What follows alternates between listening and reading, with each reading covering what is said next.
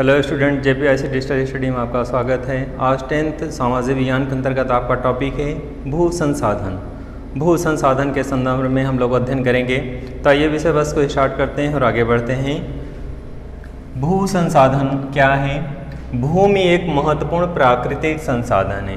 तो जैसा कि आप जानते हैं, भूमि क्या है? एक महत्वपूर्ण प्राकृतिक संसाधन है जिस पर मानव जीवन की प्राकृतिक, वनस्पति, आर्थिक क्रियाएं, परिवहन व संचार आदि आधारित है। तो जैसा कि स्पष्ट है अपने आप में, भूमि क्या है? एक प्राकृतिक संसाधन है, प्रकृति प्रदत्त है और इस पे विविध आर्थिक क्रियाएं संचालित होती हैं। तो भूमि पर ही चाहे संचार के साधन हों, चाहे परिवहन के साधन हों, चाहे आर्थिक क्रियाएं हों, सभी आर्थिक क्रियाएं भूमि पर ही संभव हैं। तो इस तरह से भूमि एक प्राकृतिक संसाधन है। भूमि के संदर्भ में जैसा कि इसका डेटा स्पष्ट है, भूमि एक सीमित संसाधन है जिसमें 43% यानी 43% जो है क्षेत्र क्या है? मैदानी क्षेत्र है। तो भूमि का स्वरूप अलग अलग होता है। कहीं पहाड़ी क्षेत्र है, कहीं मैदानी क्षेत्र है, कहीं प्रायद्वीपीय क्षेत्र है।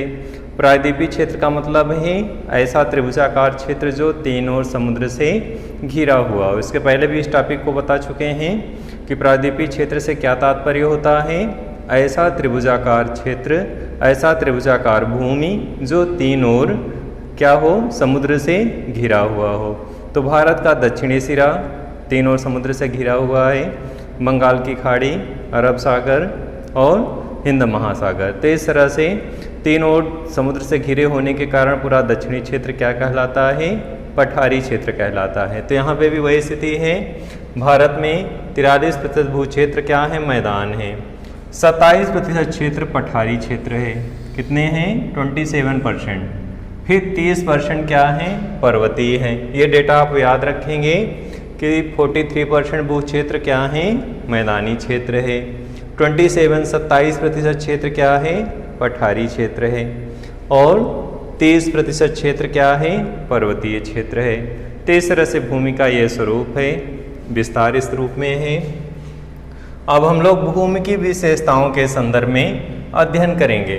भूमि अपने आप में अनेक विशेषताओं को लिए हुए है, उसकी अनेक विशेषताएं हैं जिसके कारण भूमि पे ही सभी आर्थिक क्रियाएं संचालित होती हैं। भूमि के अभाव में कुछ भी संभव नहीं है। तो इसलिए भूमि के संदर्भ में, उसकी विशेषताओं के संदर्भ में हम लोग अध्ययन करेंगे। तो भूमि की क्या क्या विशेषताएं हैं? तो हेडिंग के अंतर्गत पहला हम लोग अध्ययन करेंगे सीमित क्षेत्र। क्या है? फर्स्ट, सीमित क्षेत्र। डियर स्टूडेंट, जैसा कि आप जानते हैं, भूमि का क्षेत्र कैसा है? सीमित होता है। भूमि का क्षेत्र सीमित होता है। इसके क्षेत्र को घटाया या बढ़ाया नहीं जा सकता। बोर्ड एग्जाम में ध्यान देंगे, बोर्ड एग्जाम में इस तरह से विकल्पीय क्वेश्चन आते हैं बहुत ही महत्वपूर्ण कि भूमि का क्षेत्र सीमित है या असीमित। आप यहीं से अभी अपने आप को लर्न रखेंगे, अपने आप को मानसिक रूप से तैयार रखेंगे कि बोर्ड एग्जाम में इस रूप में क्वेश्चन आते हैं, शॉर्ट क्वेश्चन, विकल्पीय क्वेश्चन, कि भूमि का क्षेत्र सीमित है या असीमित। तो यहाँ पे क्या है? सीमित क्षेत्र है। इसी में से विशेषताओं में से इसलिए आपको इंडिकेट करते चलेंगे जो इंपॉर्टेंट है बोर्ड एग्जाम दृष्टिकोण से।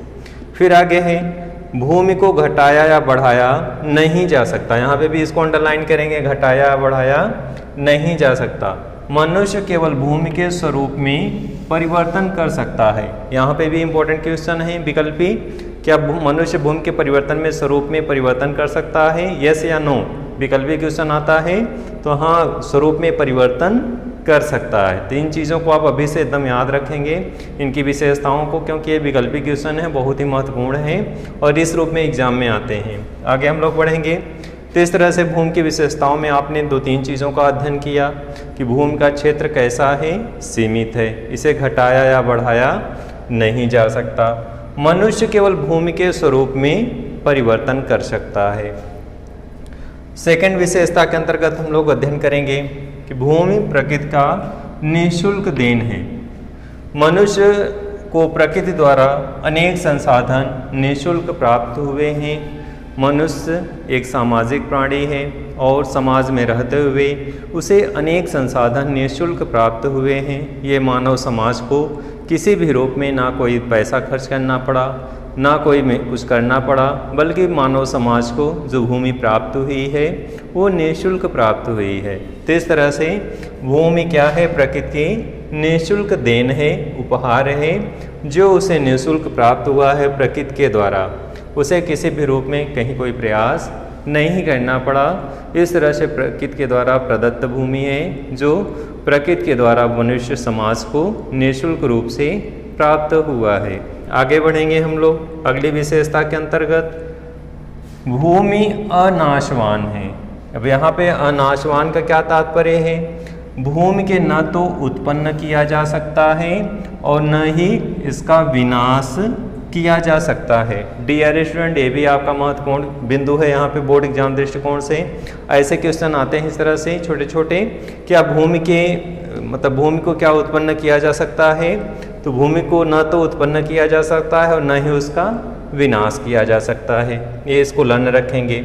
मनुष्य केवल भूमि की उर्वरता में वृद्धि या कमी कर सकता है। तो जैसा कि यहाँ पे स्पष्ट है कि मनुष्य भूमि की उर्वरता को क्या कर सकता है, कमी या नष्ट कर सकता है। तो इस तरह से भूमि की विशेषताओं के अंतर्गत आपने ये अध्ययन किया कि भूमि की उर्वरता को मनुष्य के द्वारा या घटाया या बढ़ाया जा सकता है। इसी क्रम में भूमि के स्वरूप को तो बदला जा सकता है, किंतु उसे समाप्त नहीं किया जा सकता। तो यहाँ भी एक विशेषता अतिरिक्त निकल करके आई है कि भूमि के स्वरूप को क्या क्या किया जा सकता है, केवल बदला जा सकता है, उसे समाप्त नहीं किया जा सकता।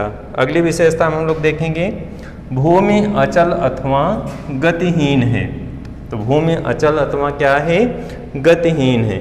भूमि एक अचल संपत्ति है जिसका स्थानांतरण नहीं किया जा सकता। भूमि एक गतिहीन संसाधन है, अतः इसे एक स्थान से उठा करके दूसरे स्थान पे नहीं लाया जा सकता, क्योंकि यह एक अचल संपत्ति है। इसे एक स्थान से आप दूसरे स्थान पे नहीं ले जा सकते। इस तरह से भूमि की क्या है, अचल या गतिहीन है। तो इस तरह से ये भी विशेषता इस तरह से आती है। इस एग्जाम में विकल्पी क्वेश्चन दिए रहेंगे, भूमि क्या है, गतिहीन है या नहीं, ऐसे विकल्पी क्वेश्चन पूछेगा, या फिर शॉर्ट क्वेश्चन सीधे सीधे पूछेगा कि इनमें से कौन सी विशेषता है। तो इस तरह से ऐसे प्रश्नों के लिए आप अभी से तैयार रहें।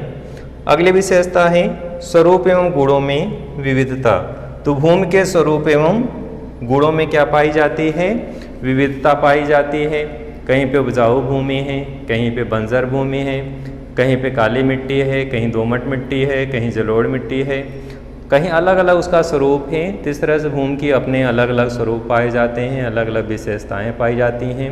इन्हीं विशेषताओं के कारण जो है भूमि अपने आप में विशिष्ट मानी जाती है, जिनके द्वारा कृषि अलग अलग कृषि की विविधताएं पाई जाती हैं, अलग अलग फसलें उगाई जाती हैं उनकी विशेषताओं के कारण। तो इस तरह से भूमि के क्या पाए जाते हैं, अलग अलग विशेषताएं या विविधता अपने गुणों के कारण पाया जाता है। अगला है बहुउपयोगिता।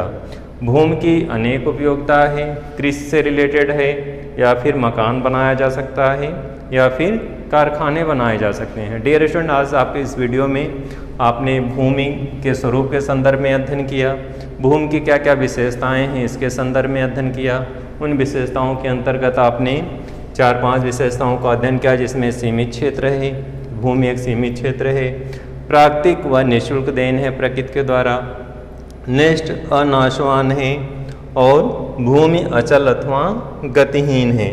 भूमि का स्वरूप में गुणों में क्या पाया जाता है, विविधता पाई जाती है। और नेक्स्ट भूमि की अनेक उपयोगिता है, उसमें मकान बनाए जा सकते हैं, कारखाने बनाए जा सकते हैं, उसमें कृषि कार्य अलग अलग स्तरों में किए जा सकते हैं। अपने अपने विशेषताओं के अनुसार एक फसल के बाद दूसरी फसल उगाई जाती है मौसम के अनुसार। तो इस तरह से भूमि की अनेक विशेषताएं हैं। इन्हीं विशेषताओं के कारण भूमि में अनेक आर्थिक गतिविधियां संचालित होती हैं, अनेक प्रकार की कृषि फसलें उगाई जाती हैं। इन्हीं विशेषताओं के साथ हम अपनी इस विषय वस्तु में समाप्त करते हैं। नेक्स्ट वीडियो में नए विषय वस्तु के साथ फिर से प्रस्तुत होंगे। धन्यवाद।